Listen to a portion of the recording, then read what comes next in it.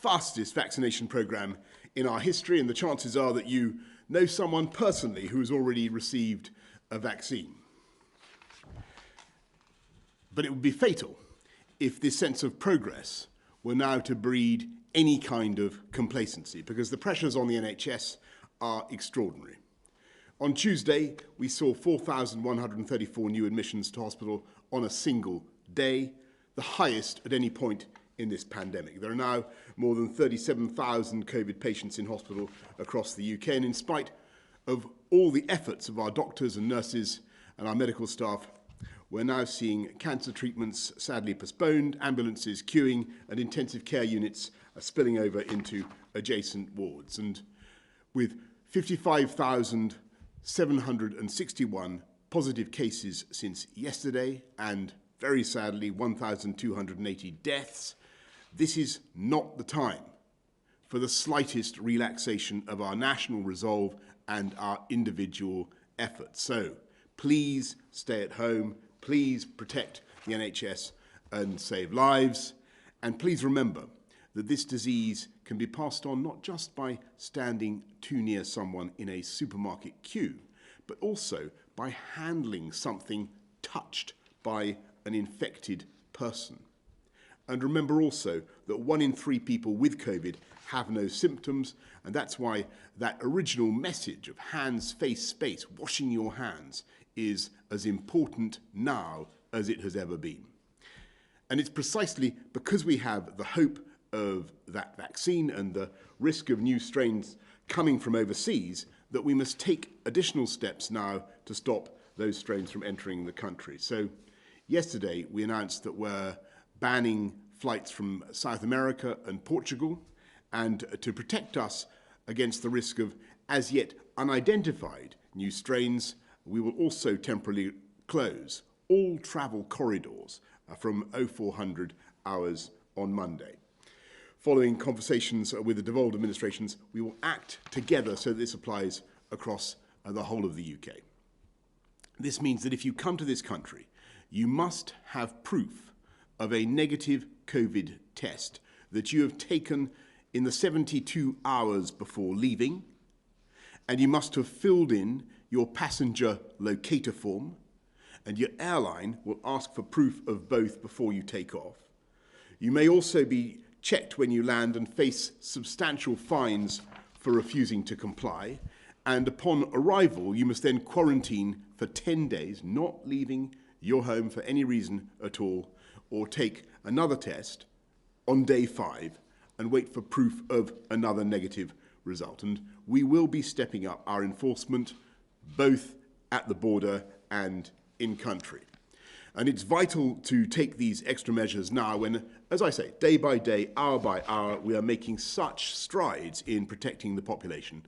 We've now vaccinated over 3.2 million people across the UK, doubling the numbers of last week. That's 2.8 million people in England, 225,000 in Scotland, 126,000 in Wales, and 115,000 in Northern Ireland. Yesterday alone, we vaccinated around 250,000 people in England, and that is still far more than any other country in Europe. And with almost 45% of our over 80s now vaccinated, and almost 40% of care home residents, we are steadily protecting those most at risk. And I pay particular tribute to the vaccination efforts going on in Cockermouth in Cumbria, Yateley, and Cheltenham, where they vaccinated around 90% of their over 80s in their communities. And I also pay tribute to Northwest Lincolnshire, to Sunderland and Morecambe Bay, where vaccination teams have protected over 80% of their care home residents. And it's thanks to that amazing constellation of the vaccination teams, doctors, nurses, armed forces, local authorities, pharmacies, volunteers, that we're steadily building up that immunity, that protection for the vulnerable, for the NHS, and for us all. So when the call comes, please do get a jab, and in the meantime, stay at home, protect the NHS, and save lives. And I'm now going to hand over to Chris Whitty to do the slides. Thank you, Prime Minister. First slide, please. Just 3 slides this evening. The first one is the number of people testing positive for COVID. And what you can see on this slide is the number is extremely high. We're still at the place where just shy of 1 in 50 people has COVID, according to ONS data, the most recent that has been published. But there is now some levelling off in the cases. This is earlier in the bits of the country which were in Tier 4 for longest, but we are seeing some levelling off everywhere, as far as we can see, including the areas which entered lockdown more recently. This is thanks to enormous efforts by so many people, and this is because a very high proportion of the population, virtually everyone, in fact, if you look at the polling data, is adhering to the guidance and staying at home and minimising the number of contacts they have. And this is leading to this impact. And we were not sure this was going to be possible with this new variant, but this demonstrates that with the actions everyone has taken, we are now slowing this right down, and we hope it will, in due course, start to drop. Next slide, please. Unfortunately, the number of people going into hospital lags behind the number of people who actually catch the disease, because there's a delay before hospitalisation. So the number of people entering hospital is still rising in most parts of the country, and the number of people in hospital is still rising in most parts or all parts of the country, because it takes a while for people to be discharged. And what you can see here in this dotted line is the peak from the first wave in April, and as you can see, we have well exceeded this. And my colleagues in the NHS are working incredibly hard to care for all of these patients as well as everybody else who has other medical problems. And we want to re-stress this evening that if you have any serious medical problems, heart attacks, strokes, these kind of very major issues, the NHS absolutely you should be contacting, and hospital, if appropriate, is where you should go. So this, they are achieving this and continuing to run the service, but there is very large numbers of people now in hospital, and they will continue to rise probably into next week. Next slide, please. Still later, sadly, some people die, and the number of deaths is again rising steadily, and that will continue to rise into next week, because there's a lag between people going into hospital and then, sadly, some people dying, and you can see the data here. If we look forward over the next few weeks, the effects of everyone's actions in helping to reduce transmission will begin to reduce this strong pressure of the virus and reduce the pressure on the NHS and reduce the number of deaths. With a delay, the fact that we're vaccinating the most vulnerable people, the people in care homes and in above 80 at the moment, it will in due course move slightly further down the age spectrum. These are the people who are at highest risk of dying. And therefore, the impact on reducing deaths from this vaccination programme, astonishing vaccination programme delivered by the NHS, will come first. The impact on reducing pressure on hospitals will take longer, because there is a younger age cohort in addition in hospital, in addition to those older citizens. So that is where things we hope will go over the next few weeks, but I'm afraid in the next week we do anticipate the number of people in the NHS and the number of deaths will continue to rise as the effects of what everyone has done take a while to feed through. Thank you. Brilliant. Thanks very much, Chris. Let's go to questions from the public first. We got Wayne from Bath, please. The new variant of the virus has been largely blamed for the current situation, including the ineffectiveness of the regional tiered approach, whilst the wide and damaging effects of a lockdown are acknowledged. What plans are the government putting in place to contain any potential future variant that is more easily transmissible or causes more severe disease, especially one that may require adjustments to the approved vaccines? Well, Wayne, thank you very much. I reckon you're asking the question that so many people are asking in our country at the moment. We've made such progress with the vaccine. What we don't want to see is all that hard work undone by the arrival of a new variant that is vaccine busting, as it were. So a lot of work, scientific work, is being done on that, and I've just outlined some of the steps that we're taking to protect this country from the arrival of new variants of concern from overseas, and you'll have heard, Wayne, what I had to say about the tough measures we're taking at borders and at airports with quarantine to stop new variants coming in. But I think possibly it'd be best to hand over to Chris and Patrick just to say a little bit about whether how you can adjust vaccines to cope with the new variants and the extent to which we think the existing vaccines we have in the UK are already good for reducing disease and reducing mortality generally. Shall I forget that, Chris? Yeah. Patrick, first thing to say is in terms of detecting the viruses, we've got a very comprehensive screening program with genomics to get sequences of the virus. That's why we picked up the ones we have. So I think that needs to continue, and to make sure we're on top of actually finding these and then dealing with them early. In terms of the vaccines, the evidence at the moment that we've got in terms of the UK variant is that it transmits more readily. There's no obvious change in the disease course one way or the other, at least within sort of broad areas. So there's nothing to suggest that there's a really big change in disease severity in any way. And in terms of the immunity, everything looks as though this variant will be susceptible to the immune response that's either come about from a previous infection or from vaccines. So there's accumulating evidence to suggest that. In terms of other variants, it's possible that variants will get round vaccines to some extent in the future, and some of them that are out there in the world now may well have more of an effect to bypass some of the existing immune system that's come up in response to a vaccine or previous infection. We don't know that. But I think the vaccines themselves, and this is what I think is really important, is the new types of vaccine, particularly the messenger RNA vaccines, are really quite easy to adjust to changes in the virus. And that is a big change in vaccine technology. It's a very important advance. It's essentially days to make a new starting point, weeks probably to get to a new vaccine if it's needed, provided the regulators are happy with the approach. But that is very different from the past. And it's worth also remembering that flu changes year on year, and that's why you need a different flu vaccine each year. So it's a similar sort of problem that we have going forward. As the viruses change, how do you make sure that the vaccine adjusts accordingly over years? And I think it's likely that the vaccine that we have now is going to protect against, say, the UK variant, and is going to provide protection against, I suspect, the other variants as well. The question is just to what degree the efficacy might change a bit, and that's what we've got to find out. The only thing I'd add to what Sir Patrick has said is that we must see this as an international problem. So we're concentrating absolutely on trying to protect people here in the UK, but it is also important, as we are, that we actually also support every nation, because a problem anywhere is a problem everywhere with a virus like this.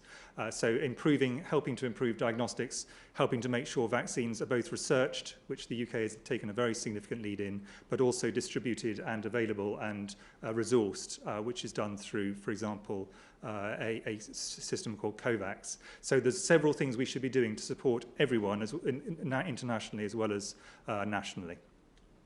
That is completely right, and the problem, I guess, will only really be solved once the whole global population has some measure of vaccination and immunity. And the UK contributes massively to COVAX and CEPI and other global vaccine initiatives.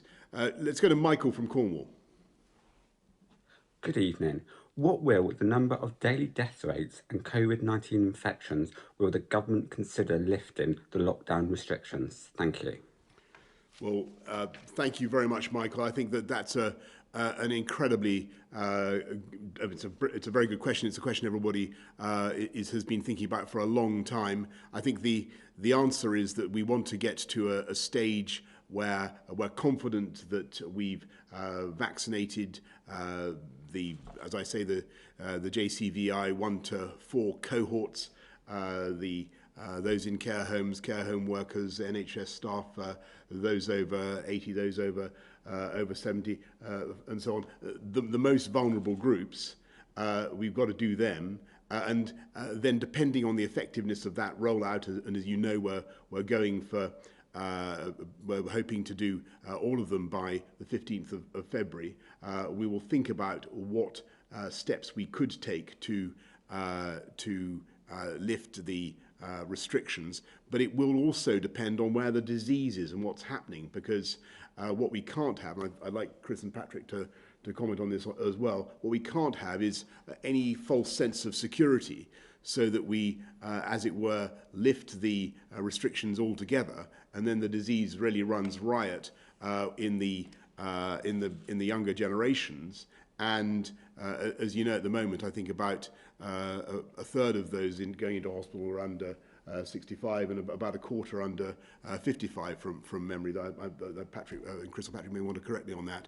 And so it can affect, and does affect, huge numbers of younger people as well, often very badly. And the risk is that those numbers would be greatly inflated if we let go too soon in circumstances where the disease was really rampant. That is not to say, Michael, that we don't want, or that I don't want, to try to get to relaxations as soon as we reasonably can. But there's a lot of things that have to go right. We have to make sure the vaccine program is working well. We have to make sure that there are no new variants or no big changes in our understanding of the disease. And we've got to work together to deliver the results of the current lockdown and get the disease under control. And there are some signs in some places that is working, but it's going to take a huge national effort. Well, the two things just to add to what the Prime Minister said. I mean, the first is a point he's made before, and I think which is in a sense common sense, which is we're not going to move from a sudden lockdown situation to nothing. It'll have to be walking backwards by degrees, testing what works, and then if that works, going the next step. The second thing is that all the way through this, we've talked about the fact that there are direct effects from COVID deaths, and we hope that vaccination will help to reduce those very substantially. But there are also indirect effects from a situation where the NHS could become really under pressure, and all the other things like cancer and cardiovascular, heart disease and stroke services, for example, are really affected. So we've got not only to reduce the direct effects, we've also got to make sure there's sufficient ability for the NHS to treat all these other things, or we could have a significant health problem, which in a sense was just a knock-on from the fact that people who are not likely to die of COVID but have very severe COVID and are in hospital mean that we can't treat other things. So we need to just always think about those other areas of health as well. So, Michael, it's not that the death rate isn't important. It is important, and we will, of course, consider it, but it's just one of the factors that we've got to bear in mind. It's the rate of the disease and the risk of another really huge spike of infection as well. Let's go to Hugh Pym of the BBC.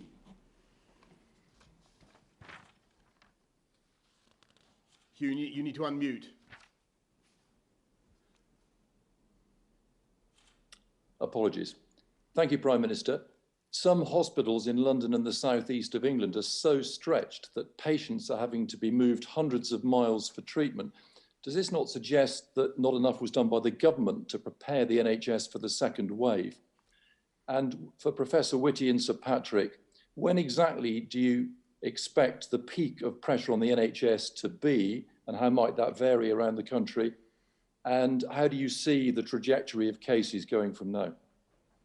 Well, thanks very much, Hugh. Obviously, a huge amount was done to prepare the NHS for, and has continuously for the last year since the pandemic became apparent. And we always knew that we were going to have a particularly tough time now, and actually even in London, where the situation has been toughest. The London NHS has been under huge pressure, but they really have been coping magnificently. And the ICU capacity has not yet been overwhelmed in the way that perhaps some of us feared it might be, and that is thanks to the hard work and the professionalism of the staff, the doctors and nurses of the NHS.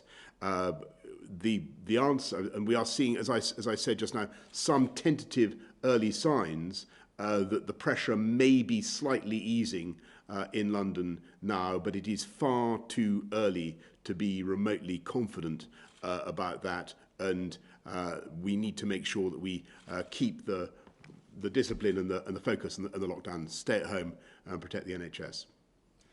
In answer to your question to us, the peak of the, to Patrick and me, we expect the peak of the infections to occur, we hope, already has happened in some parts of the country, particularly southeast, east of England and London, where there was initially a really big surge with the new variant. And it is fantastic that that is beginning to happen, and thanks to what everyone has done. Other areas that went into lockdown a bit later, the peak of the infections will be later, but the peak of hospitalizations is delayed usually by maybe around a week from the peak of infections. That's pushed because it takes a while between people first getting infected to getting ill enough to go to hospital. So that peak will be a bit later in every area of the country, a bit later than the peak of infections. And then the peak of deaths, unfortunately, is a bit later still. So the peak of deaths, I fear, is in the future. The peak of hospitalizations in some parts of the country may be around about now and beginning to come off the very, very top, but at an incredibly high rate, and I cannot stress that enough. And because a lot of people are going to stay in hospital, the peak of people in hospital is later than the peak of people coming into hospital. So that peak, again, will be slightly delayed. And in parts of particularly the north and the southwest, for example, the peak will be later than it is in east of England, southeast, and in London. But all of these, because people are sticking so well to the guidelines, we do think that the peaks are coming over the next probably week to 10 days for most places in terms of new people into hospital. That would be the expectation. The only thing I would add to that is it's worth remembering this is not a natural peak that's going to come down on its own. It's coming down because of the measures that are in place. Take the lid off now, this is going to boil over for sure, and we'll end up with a big problem. And that is a lesson, I think, about making sure it's all cooled down enough before you get to that position. So I don't think we should view the peak as a natural turning point in the disease. It is a suppressed peak that we need to keep on top of. Thanks very much, Hugh. Libby Veen, ITV. Thanks, Prime Minister. We've been in this pandemic for the best part of a year. Why on earth is it only now that you're putting in proper controls at the border? Isn't this yet another example of acting too late, which could cost lives?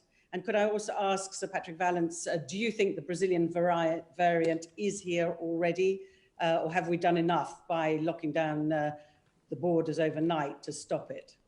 Well, no, obviously, Libby, what we're doing now is taking steps that you would expect to protect against the new variants, because what we've got is a situation now is where we have a very high rate of as it were, domestic infection in the UK, combined with a massive vaccination programme. And as Chris and Patrick have been saying, there's going to come a point, we hope in the next few weeks and months, when the vaccination programme will really start to take an effect. And large numbers of the effect, and that effect will be that so many people are vaccinated that you do start to see a decline in the death rate, and that will be incredibly important and encouraging when it happens. So at this crucial stage, what we can't have is new variants with unknown qualities coming in from abroad, and that's why we've set up the system to stop arrivals from places where there are new variants of concern, and set up the extra tough measures that I've outlined. I think in terms of variants, it's worth remembering this virus is changing all the time, like all viruses do. And I suspect there are variants all over the world of different types. It's important to note that the countries that have detected them first are the countries that have both got good sequencing, so they've sequenced a lot of viruses, and they've been open and said, yes, we've got variants, as we've done here. So I think we should be careful not to assume those are the only places that the variants are. In terms of the Brazilian variant, there are really two major ones from Brazil. One of them, which is particularly important, it contains two changes, one at 484 and one at 501, so two positions in the genetic sequence. That one has not yet been detected in the UK, as far as I'm aware. But we've got to keep monitoring carefully, and it could, of course, come from any place around the world. And these are changes which I would expect to start seeing in lots of places. These are changes which this virus quite likes, and I think we'll see them emerging in different places. Thanks, Libby. Ben Kentish, LBC. Thank you, Prime Minister. Last week on the vaccine, you promised the maximum possible transparency. And yet in the days since, the government has said it will not produce the key statistic at the moment, given this is the limiting factor, and that is the supply. So in the interest of that transparency, and clearly things are going well, but we have heard some reports of wastage and of GPs' surgeries not getting the supplies they were promised. In the interest of that transparency, could you tell us how many doses are available now and how many will be in February? And then just quickly, if I could, one for Professor Whitty. Professor, you've said before that you thought things would be back to normal much more than they are now by Easter.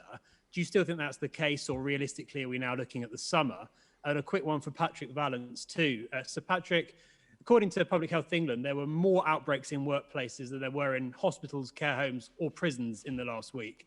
Has SAGE looked at the problem of workplace transmission, and does it think more needs to be done to keep people safe if they are going to work? Thank you all.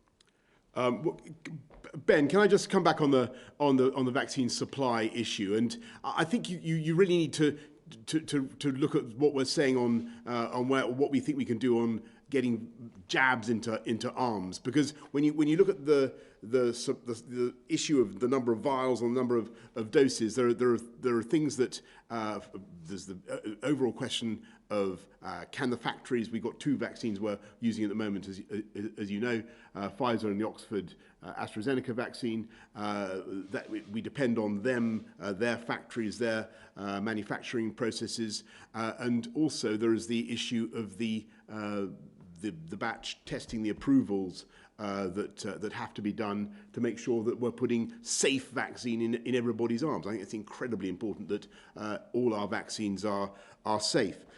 So we've got to get all that right. And what I can tell you is that we're using all the supply that we can possibly lay our hands on, and you know, the UK secured bigger supplies than any other country, and we're going to get it into people's arms as fast as possible. And the ambition is, as you know, by the 15th of February to have got 12 million people in England offered a first vaccine, 15 million across the UK. Those are the best figures I can give you. On terms of the question you asked me, I mean, I've always said that I thought there was a reasonable chance things would be a lot better in the spring. I don't recall I've ever personally said that it was by Easter in public, but I think the Prime Minister may have quoted me as saying that rather generously. But let's assume that we just talk about the spring more generously. There's a spring after Easter. There is a spring after Easter, yes. Okay. So more generously, but the general principle that things are going to improve in the spring, I still think that is very likely.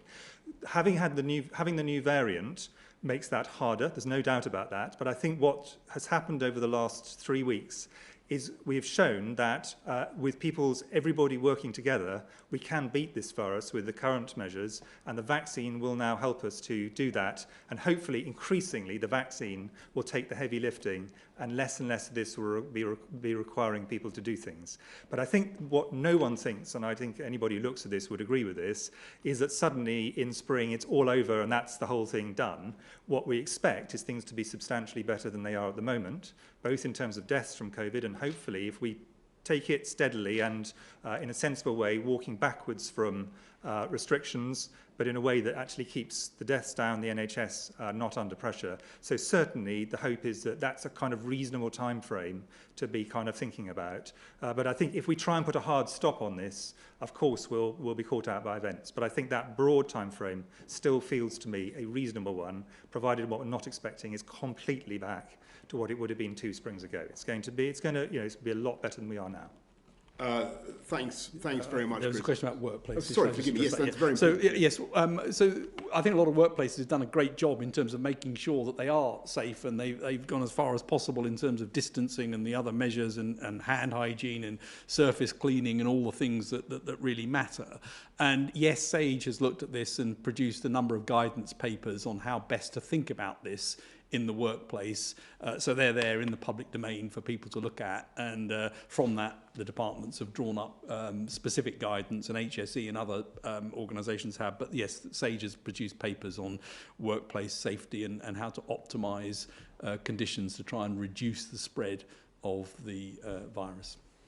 Just on that, I think it's, I said it earlier on, I think it is very important for people not to just get fixated on exhalations, transmission by standing near somebody.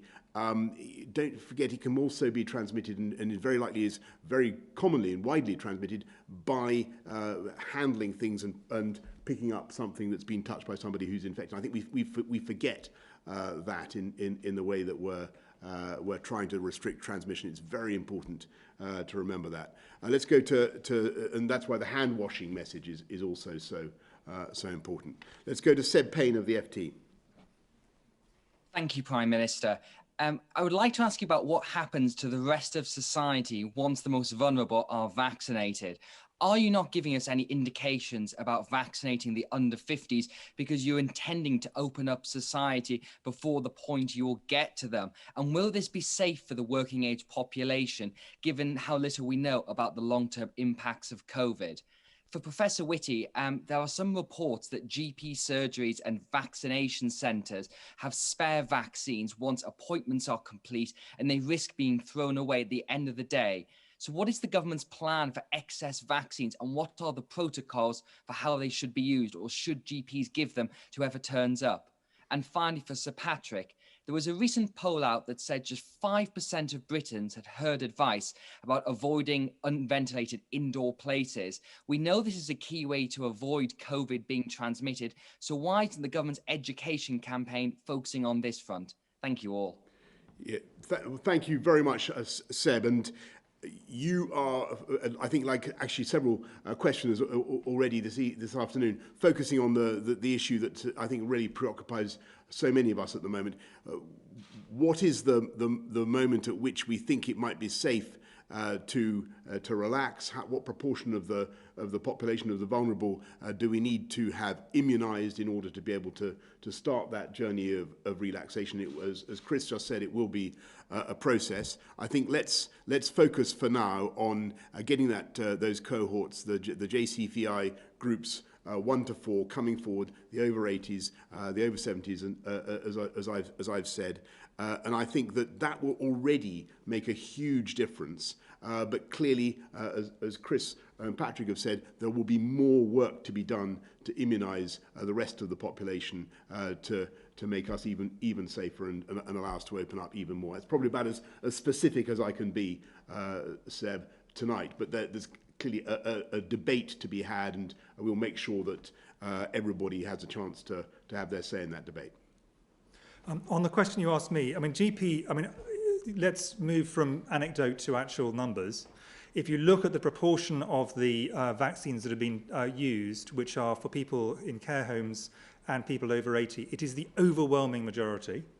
But at the same time, GPs, rightly, have tried to make sure that they eke every vaccine out that they can. And there has been some perfectly sensible decisions made by individual GPs, and not just GPs, also elsewhere, where it looks as if, particularly with the Pfizer vaccine, where there is an issue about shelf life once something's being unfrozen, to make sure that actually it's possible to maximise the number of people vaccinated. But they have really heavily concentrated in these top tiers for the JCVI identified, those over 80 and those in care homes at the moment, plus health and social care workers who are in contact with patients for very obvious reasons. And the reason for that is really also very clear, which is those are the people who are at the greatest risk. So that's why that heavy concentration has gone that way. But where there has been extra, people have been very sensible about it. And new things are coming in, for example, to try and increase by 1 dose the number of doses you can get per vial. Other ways of trying to make sure we are as efficient as possible in ensuring that we get as minimum wastage as possible. Because as you rightly say, the thing which is limiting us at the moment is not the capacity of the NHS to deliver, it's the vaccines to deliver. And that's something which that's true across Europe, it's true across the world, and it's something which all of us need to do, is to make sure we use the vaccines we got as efficiently as possible. You're quite right to raise indoor spaces. I mean, it's indoors where most of the transmission occurs. It's indoors where the biggest risk occurs. And it's indoors where we've all got to be really careful about not mixing with people, not getting into crowded situations, keeping a distance, making sure we look after hand hygiene, and of course the point that you raised, ventilation, and that's been a recommendation, and there have been several pieces of work on that suggesting that you've really got to try and keep ventilation, open windows, simple things that you can do to try and make sure that there's adequate ventilation. So all of those measures matter, and indoors is a particularly risky place in that respect, mixing with people who may be infected. Thanks, Seb. Martin Brown of The Express. Thank you, Prime Minister. Despite the incredible achievements with the vaccine rollout, there are concerns in some care homes that it's taking longer than expected. So what are you doing to help speed this up to prevent a worrying surge in deaths in care homes? And also, do you think now that we've made such good progress on the vaccination rollout, that your target of reaching all the over 80s will be hit sooner rather than later? And Professor Vallance, just wondered if you could tell me how soon will it be before we know what effect the vaccinations will have on transmission rates? Are there any indications with the evidence you have so far? And what would you normally expect to happen to transmission rates once programs are in place for other respiratory diseases? Martin, your question is absolutely the right one. You're right to focus on care homes. We remember what happened in the first stage of the pandemic, and clearly we've got a problem there again. That's why we're working flat out to vaccinate care home workers and care home residents. And from memory, I think we've done 100,000 elderly care home residents, the most vulnerable care home residents, and a great many care home staff as well. So I think about 40% of the elderly care home residents have been done. And we hope, Martin, to have completed the care homes by the end of the month, which I think will make a huge difference. And I can't give you a date for the delivering. I'm giving you the deadline of February the 15th, but before that, a date by which we hope to have delivered, have given all the over 80s the slot for a vaccine. I couldn't give you one in advance of February the 15th, except to say there are some places in the country that are really shooting the lights out and doing an amazing job. As I said earlier on, some places have really got 80, 90% of their 80-year-olds already done. And when you consider the huge proportion of deaths that sadly take place amongst those groups, elderly people in care homes and the over 80s, you can see what a potential difference this early action could make to the death rate.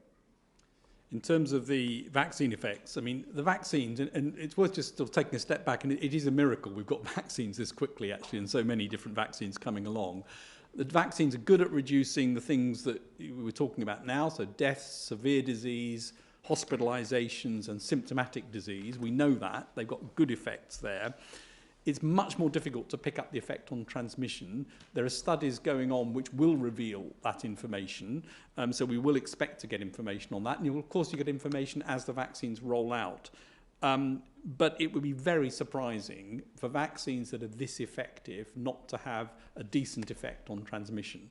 Now, I'm not going to put a number on it, but you'd expect them to have some effect on transmission, and therefore, as more people get vaccinated, for that transmission to be more difficult for the virus. But I don't think it will be, with the vaccines we've got, I don't think it will be complete suppression of transmission. I think there will still be transmission, and that's important to remember, which means that just because you've been vaccinated doesn't mean you can't catch this and pass it on. It means that you're protected against severe disease, and therefore we shouldn't go mad when people start getting vaccinated and assume that everything's okay and you can't pass it on, you can't catch it or give it to somebody else.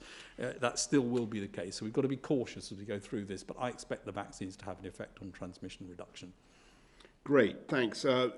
Thanks, Martin. Jamie Cafash of Pulse magazine. Thank you, Prime Minister. Something you touched on earlier, we've been hearing plenty of reports about deliveries to GP centres being delayed and cancelled, which has led to GPs having to cancel patients for their elderly, most vulnerable patients, obviously causing quite a bit of distress. So can I firstly ask what you're doing to smooth this process? And secondly, can I ask what action you're taking to ensure that individual GP practices can start administering the vaccine to their own patients, the patients they know best? Thanks very much, Jamie. I think the crucial thing is obviously that everybody gets down to their vaccination centre, to the hospital, to the primary care network, wherever the local pharmacy, wherever the vaccination is being offered, when they get the message to come for your vaccine. It's a wonderful thing, and people should go. I do think that it's also very important that when we have the problem of some groups or some people not getting the message, perhaps being a bit reluctant to go for one reason or another, that we all work to make it clear this is a great thing to do. And local councils, I believe, and public health directors in local councils will know where to find people who may be hard to reach, and I can believe and they can be of massive help. So what we've got is an integrated system where where if people don't come and we're not getting people getting to the vaccination centres in the way that we want, then there are other ways of reaching out to them and ensuring that they get the jabs that they need. We've got the army, we've got pharmacies, we've got local councils, and we got the NHS. But the crucial thing is for people to go down and get a vaccine if they're offered one. Can I just add one thing to my colleagues in general practice, which is a massive thank you. They've put up with enormous amounts of strain over the whole of the pandemic. And they've now stood up the vaccination on top of everything else they're doing.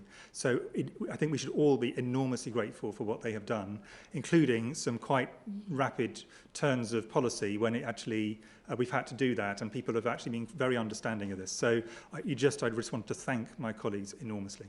And I would totally echo that. And the GPs are doing an unbelievable job. Some of them are doing as many vaccinations as a whole hospital in GP surgeries. They're absolutely incredible. And as Chris has just said, they executed the change to the delayed second jab policy very well. And that's more or less totally transformed. So the numbers are good today. There will be bumpy days ahead. It will continue to be up and down as we roll out this vaccine. But I just want everybody to know that we're doing absolutely everything we can, throwing everything at the vaccination campaign. And in the meantime, as we race against time, it is absolutely vital that people follow the guidance, stay at home, protect the NHS. Thank you all very much.